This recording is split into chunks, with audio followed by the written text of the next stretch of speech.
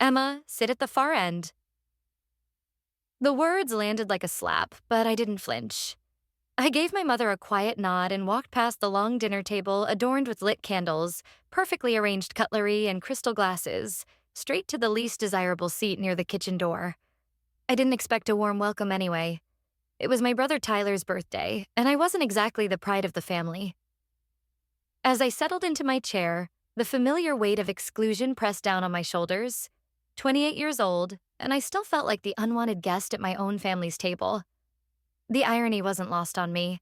I'd spent my last $40 on Tyler's gift, a vintage watch I'd found at a pawn shop and had cleaned until it gleamed. It sat wrapped in yesterday's newspaper because I couldn't afford proper gift wrap. "You're lucky we invited you at all," my sister-in-law Madison whispered as I passed her chair. "Don't make a scene this time." A scene? I wanted to laugh. When had I ever made a scene? Unless you counted the time I'd quietly asked Dad for a loan to cover my electric bill, or when I'd mentioned to Mom that I was eating ramen 3 meals a day. Apparently, asking for help was considered dramatic in the Howard family lexicon. Everyone looked polished and rich in their tailored outfits, seated under the chandelier that glittered like a throne room. Tyler, ever the golden boy, sat at the head of the table with his smug grin and that new Rolex he made sure everyone noticed. At 32, my brother had everything I'd ever dreamed of a successful tech startup: a gorgeous wife, a house in the hills. And me? I had calloused hands from double shifts at the warehouse and a bank account that laughed at the concept of savings. Madison raised her wine glass, her engagement ring catching the light. To Tyler, the most successful man in the family. Laughter erupted from everyone except me. I just stared at my water glass, watching my reflection tremble in it. I wore a plain navy dress I'd bought secondhand from Goodwill, the kind of dress that screamed, trying too hard with too little. My hands were rough from cleaning offices until 2 a.m., my nails bitten down to the quick from stress. But what hurt most wasn't the expensive clothes or the casual dismissal. It was the way they looked at me like I was a charity case they tolerated out of obligation. Like my struggles were somehow my fault, a character flaw rather than circumstances. Tyler caught my eye and winked. "Don't worry, sis. Not everyone can be an entrepreneur. Someone has to do the regular jobs." The table chuckled. My parents smiled indulgently. Madison practically glowed with secondhand superiority. And I? I swallowed the response that burned in my throat. Regular jobs. As if working 60 hours a week to barely survive was somehow less valuable than whatever Tyler did behind his MacBook. That's when Grandpa Howard cleared his throat. The room hushed instantly. Even Madison froze mid-sip of her overpriced wine. Grandpa wasn't just respected. He was feared. 83 years old, but with eyes sharp as razors and a cane that had slammed more verdicts than any courtroom judge. He was the patriarch who'd built this family's fortune from nothing, who still controlled the trust funds and inheritance that kept everyone in line. He turned his head slowly, those steel gray eyes locking directly on me from across the room. "Emma," he said, his voice calm but echoing in the sudden silence. "Is the $5,000 I send you every month enough?" My stomach dropped. The air turned solid. My fork hovered in midair. "Which money?" What?" I blinked, confused. "Grandpa, I don't understand." Dead silence. Utter, raw, unfiltered silence. My mother's fork clinked against her plate and dropped to the floor. Tyler's expression cracked, his brows furrowing, jaw tightening. Dad's face drained of color. Madison's wineglass trembled in her hand.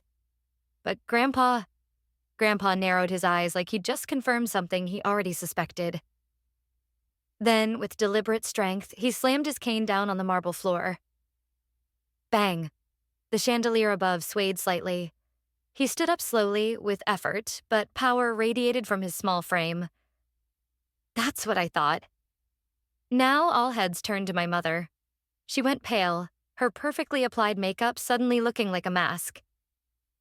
"I've been wiring $5,000 to your account for over 2 years, Emma. Every month, religiously on the 1st. I thought it was helping you rebuild your life after the divorce. Get back on your feet?" I opened my mouth, but nothing came out. 2 years, $5,000 a month.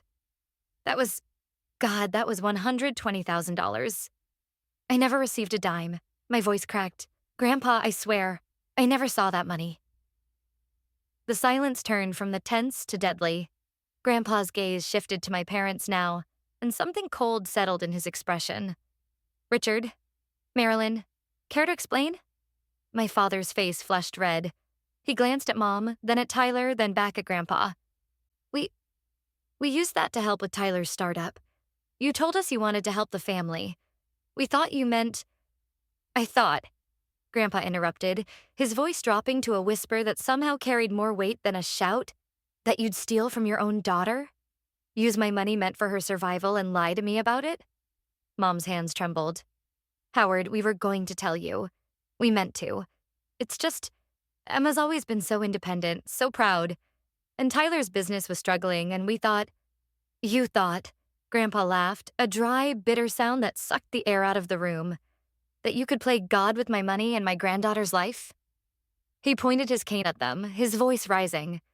You two smugly told me for years that Emma didn't need help, that she was too proud to accept my money, that she didn't want charity, and all that time you were funneling it into Tyler's account.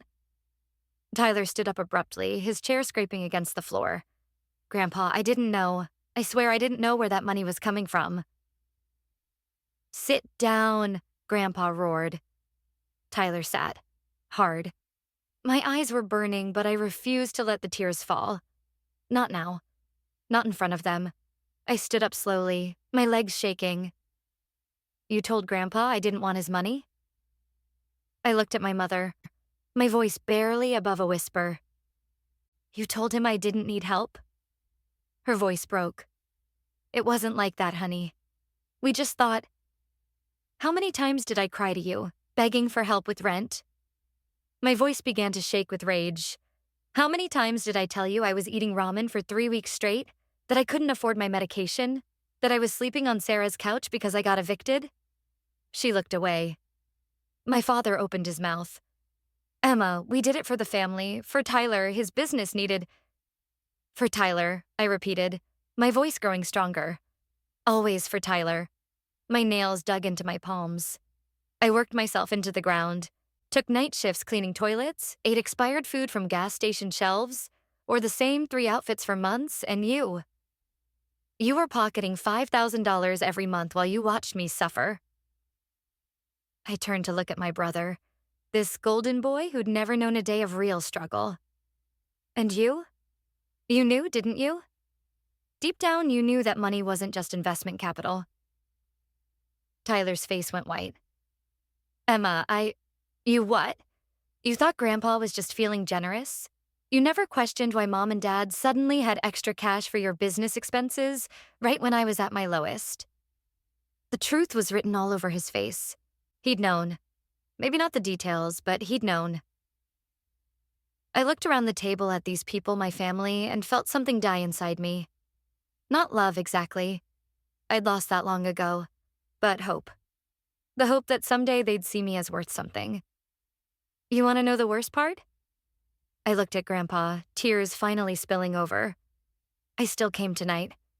After everything, I still hoped that maybe, just maybe, I'd be treated like a daughter.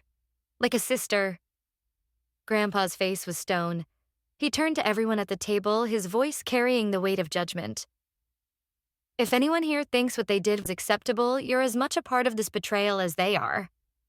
Then he reached into his coat pocket, pulled out a folded envelope, and held it out to me. Emma, take this. I hesitated, then walked over. My hands shook as I opened it. Inside was a bank transfer confirmation, an account in my name, a new one I'd never seen before. I've just wired you $120,000, he said quietly. That's all the money they stole, and then some for the interest you should have earned. Gasps echoed around the table. And tomorrow, he continued, glaring at my parents with disgust, I'll be speaking to my lawyer. You are both cut out of my estate completely, Tyler included. What? Tyler shot up again. Grandpa, no, you can't do this. I didn't know, You can't, Mom sobbed. Howard, please, we're family. Family, Grandpa's voice was ice. Family doesn't steal from each other. Family doesn't watch their own daughter starve while they feast. He looked back at me, his expression softening just slightly. "Emma, would you like to switch seats? Or better yet, how about you sit at the head of the table now?" I stared at him, then at the envelope in my hands, then at the faces around the table. Mom was crying. Dad looked like he might be sick. Tyler was red-faced with rage and panic. Madison was scrolling through her phone, probably already calculating how this would affect their lifestyle. And me? For the first time in that family's twisted history, I wasn't the outsider. I was the reckoning. But I didn't sit at the head of the table. Not that night. Instead, I quietly picked up my purse and walked out of the dining room without touching a bite of the filet mignon they'd served. I didn't need a throne. Not then. What I needed was air. The cold hit me as soon as I stepped outside. I stood on the porch, staring out at the dark trees swaying under the night sky, my fingers shaking. I didn't know if it was from rage, grief, or shock. Maybe all three. Behind me, I heard the door creak open. Footsteps. Then Grandpa's voice. "You handled that better than I expected." I turned slightly. "Better than you expected." He walked up beside me, slower now, without the fury keeping him upright. "They've always underestimated you, Emma. Even as a little girl, you were stronger than they gave you credit for." I said nothing. Then, quietly, "Why didn't you ever call me directly? Ask if I was okay?" He looked at me, guilt heavy in his eyes. "Because I believed them. And I'm sorry for that. Truly." I nodded slowly, swallowing the lump in my throat. I don't need their pity anymore. "No," he agreed. "You need justice, and you're going to get it." But even as he said it, I felt a strange emptiness. Justice felt hollow, cold. I'd imagined this moment so many times, the moment when they'd finally see what they'd done to me. But now that it was here, it just felt sad. 2 days later, I got a call from Grandpa's lawyer. Turns out he'd already rewritten his will. That envelope he'd given me? It was only the beginning. Tyler wasn't just removed from the inheritance, so were my parents. Everything, the lake house, the business shares, the trust fund, was being transferred to me. And then the calls started. First, my mother. She left a dozen voicemails, her voice growing more desperate with each one. "Emma, please. We didn't know it would go this far. Can we talk? I'm your mother. I love you. I made a mistake, but please don't destroy this family over money." Then my father, angrier. "You're tearing this family apart over what? Money? We raised you better than this, Emma. Your grandfather is manipulating you, can't you see that?" Tyler didn't bother with fake tears. He just sent one text. "You'll regret this. Enjoy being alone." But I wasn't alone. Because as the truth spread, people began to talk. Aunt Caroline called and admitted she'd always wondered why I looked so tired, so thin at family gatherings. Uncle Drew confessed that Mom and Dad had told the extended family I had mental health issues and was too unstable to handle money responsibly. They'd lied to everyone about me, controlled the narrative, made me the family scapegoat while they played the martyrs dealing with their difficult daughter. And I'd let them, until now. A week later, I walked into a downtown law firm in jeans and a turtleneck, hair tied back, no makeup. Grandpa had set everything up: an office, a business name, everything I needed to start my own financial consulting firm. Emma Howard Financial Solutions, I read from the brass nameplate on the door. He hadn't just given me money. He'd given me a future. A real one. The space was small, 2 rooms and a front desk, but it was mine. For the first time in my adult life, I owned something that couldn't be taken away, couldn't be diminished, couldn't be used against me. I arrived every morning before 7 a.m. I met with clients, took business development courses, learned everything I could about financial planning and investment. I wanted to build something that couldn't be dismissed as charity or luck. Meanwhile, the family drama continued to unfold. Madison was the first to go public, posting carefully curated Instagram stories about toxic people and family betrayal, never mentioning names but making sure everyone knew who she meant. Tyler started a podcast called Entrepreneurial Resilience, where he talked about overcoming family dysfunction and rising above petty jealousy. Sometimes, he said in one episode I shouldn't have listened to, when you give money to the wrong people, they think they earned it. It's sad, really.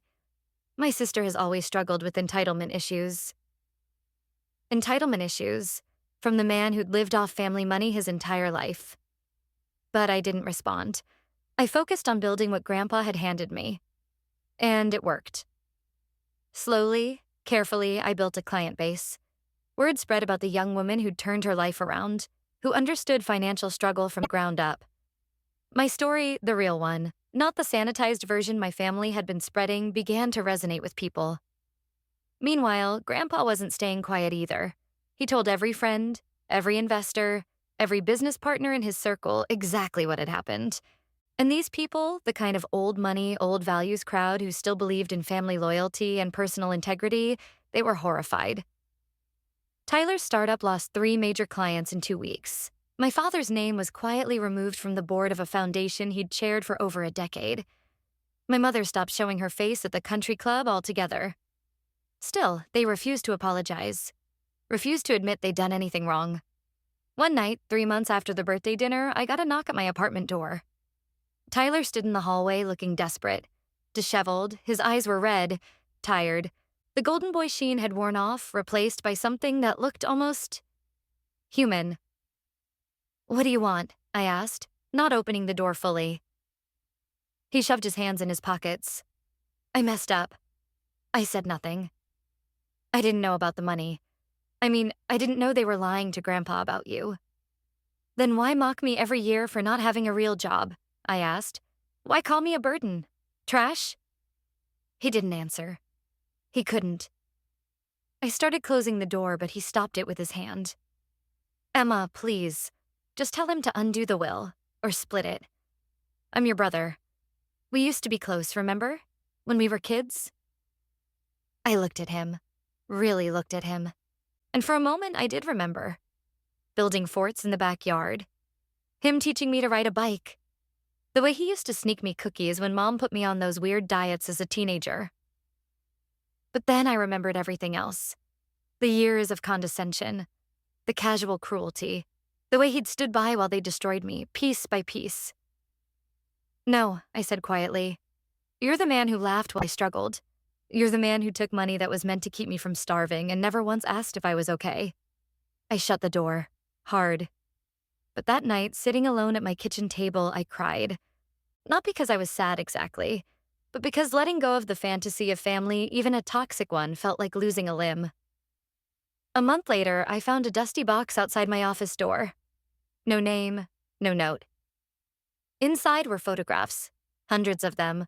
Old family albums I hadn't seen since childhood. Pictures of me and Tyler at the park. Me helping Mom in the kitchen. My small hand clutching Grandpa's when I was 5. At the bottom was a letter. "Emma, these photos are yours. They tried to erase your place in this family, but I never forgot who you were. Keep them. Frame the ones you love. And always remember, no matter how they treated you, your roots run deeper than their lies. Love, Grandpa." I cried then. Not from sadness, but from relief. Someone had seen me. Really seen me. Not the failure they'd painted me as, but the person I'd always been. That same week, I was invited to speak at a local women's business conference. One of Grandpa's friends had recommended me, and apparently my reputation for financial guidance was growing. I stood on that stage in a navy blazer, facing over 200 women from all walks of life. And I told my story. The real one. "I wasn't born poor," I began. "I was made poor by a family that decided I wasn't worth investing in." I told them about the stolen money, about working 3 jobs and still not being able to afford rent, about being told I was dramatic, lazy, ungrateful, all while my family pocketed the money meant to help me survive. And when I begged for help, I continued, they told me I was being entitled, that I needed to learn to stand on my own 2 feet, all while they were literally stealing the foundation from under those feet. The applause, when I finished, shook the room. Later, backstage, a woman approached me in tears. "My daughter went through the same thing," she said. "Financial abuse from her own family? You have no idea what your story just did for me for her." I smiled, took her hands gently. "Then tell your daughter this. She's not broken. They are."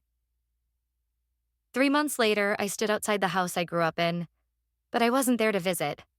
I was there to buy it. After Grandpa cut them off, my parents had tried everything: remortgaging, selling furniture, quietly putting the house on the market without telling anyone. But the listing found its way to Grandpa, and then to me. "I don't want to live there," I told him. He nodded. "Then don't, but own it anyway. Sometimes the best revenge is success."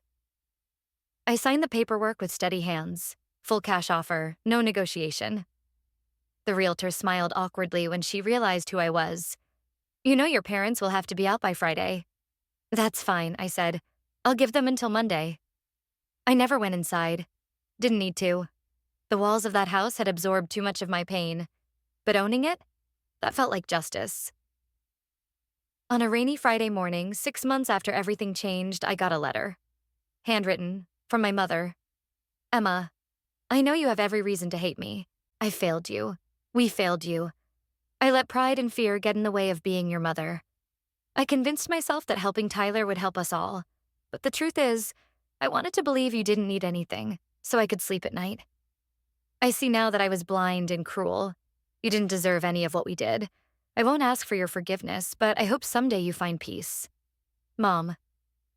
I sat still for a long time, rereading those words. There was no excuse in the letter. No manipulation, just regret. And oddly, it didn't feel like victory. It felt like release. I didn't call her. I didn't write back. But I didn't tear up the letter either. I folded it carefully and placed it in my desk drawer, next to Grandpa's letter and the old photographs. Because that's where it belonged, in the past. A year after that birthday dinner, I was standing backstage again, but this time at a national conference for women in finance. Over 2,000 attendees, cameras, reporters, spotlight. My business had grown beyond anything I'd imagined. Emma Howard Financial Solutions now employed 12 people, mostly women who'd faced their own versions of family betrayal, financial abuse, or systematic dismissal. We weren't just a business. We were proof that you could rebuild from nothing. When they called my name, I walked onto that stage in front of a crowd that once would have terrified me. I wasn't just someone who'd gotten a second chance. I was someone who'd created one for myself and for others. As I stood there, ready to speak, I looked into the front row and saw Grandpa. He gave me the smallest nod. And that's when I knew. The dinner that was supposed to humiliate me had actually fed the beginning of my rise. But the real victory wasn't the money or the business or the revenge. The real victory was this. I'd learned the difference between family and relatives, between love and manipulation, between helping someone and controlling them. And I'd learned that sometimes the people who are supposed to protect you are the ones you most need protection from. Tyler's business eventually failed completely. My parents lost the house, their social circle, their reputation. Madison left Tyler when the money ran out, taking their kids and moving back to her mother's. They destroyed themselves with their own greed and cruelty. I hadn't needed to do anything but survive and succeed. Sometimes, I wonder if I should feel guilty about how completely their lives fell apart. But then I remember. They made their choices. Every lie, every theft, every moment they chose Tyler's comfort over my survival. I made mine too. I chose to build instead of destroy, to heal instead of hurt, to become instead of just survive. And in the end, that made all the difference. The dinner that tried to break me became the foundation I built my life on. 5 years later, Emma Howard Financial Solutions is a multi-million-dollar firm. I've written 2 books on financial recovery and family dynamics. I speak internationally about overcoming financial abuse. Grandpa passed away last year, peacefully, surrounded by people who genuinely loved him. I held his hand as he went. His final words to me were, "You became exactly who I always knew you could be." Tyler reached out after the funeral. He's working as a cashier at a hardware store now, living in a studio apartment. He's also in therapy, trying to understand how he became someone who could watch his sister starve while he prospered. "I don't expect forgiveness," he said, "but I needed you to know I see it now. What we did, who I was." I appreciated his honesty, but forgiveness? That's a luxury I'm still not sure I can afford. My parents moved to a small town in Ohio. They live quietly now, mostly keeping to themselves. Mom sends a Christmas card every year. I don't respond, but I don't throw them away either. They're consequences I'm still learning to live with. Because here's what no one tells you about family betrayal. Even when you win, even when justice is served, even when you build something beautiful from the ashes of their cruelty, you still lost your family. And sometimes, late at night, I still grieve that little girl who just wanted to belong somewhere. But I've learned something else too. You can create your own family. From colleagues who become sisters, from mentors who become father figures, from clients who become friends. Love isn't about blood, it's about choice. And every day I choose to build something better than what I came from. That's their victory.